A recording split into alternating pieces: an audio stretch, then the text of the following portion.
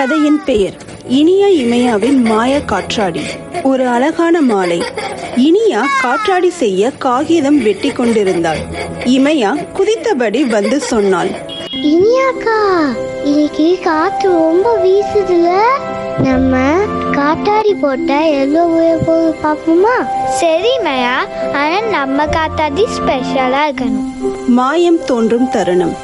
அவர்கள் காற்றாடி செய்யும் போது திடீரென ஒரு சிறிய ஒளிச்சுடர் வந்து அவர்கள் முன் மின்னியது. அந்த ஒளி ஒரு கண்ணாடி பட்டாம்பூச்சியாக மாறியது. பட்டாம்பூச்சி, இனியா இமையா, உங்களுக்காக ஒரு மாயப்பொருள் இருக்கிறது. அது ஒரு சிறிய ஒளிக்கல் அவர்களிடம் கொடுத்தது. ஒளிக்கல்லின் அதிசயம். எப்படி ஒளியுது? இது என்ன? பாப்போம் இமையா, இத நம்ம காத்தாடியில சேர்த்தா என்ன நடக்குதுன்னு. அவர்கள் ஒளிக்கல்லை காற்றாடி நடுவில் ஒட்டினார்கள். காற்றாடி பறக்கும் அதிசயம். காற்றாடி மேலே பறக்க ஆரம்பித்தது. ஆனா சாதாரண காற்றாடி இல்லை. அது வானத்திற்கு மேலே போய் நட்சத்திரங்களின் நடுவில் மிதந்தது. இனியாக்கா, நம்ம காத்தாடி நட்சத்திரம் தோற்றுச்சு. இமையா, இது மாய காத்தாடி போல இருக்கு. வானத்தில் வண்ணவழி. காற்றாடி வானத்தில் பறக்கும் போதெல்லாம் ஒரு வண்ண பாதை உருவானது. சிவப்பு, நீலம், பச்சை, தங்கம் எல்லாம் ஒளிர்ந்து விளங்கின. கிராமத்தில் இருந்த குழந்தைகள் ஆச்சரியமாக பார்த்தனர்.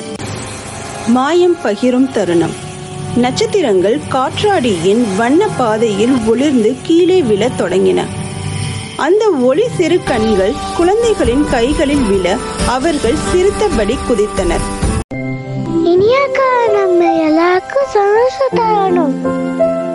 ஆமா இமையா, மாயத்தையும் மகிழ்ச்சியையும் பகிர்றதுதான் நம்மளோட வேலை.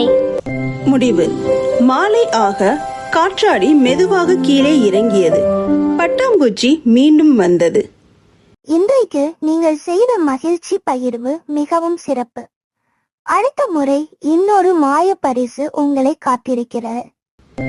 இனியா இமையா இருவரும் ஒரே நேரத்தில் நாங்கள் ரெடி என துள்ளி குதித்தனர். மகிழ்ச்சியை பகிர்ந்தால் உலகமே பிரகாசமாகும்.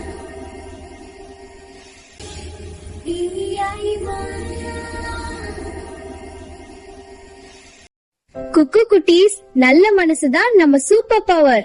By bye. Thank you for watching. Story. Like, share, subscribe. Click the bell button.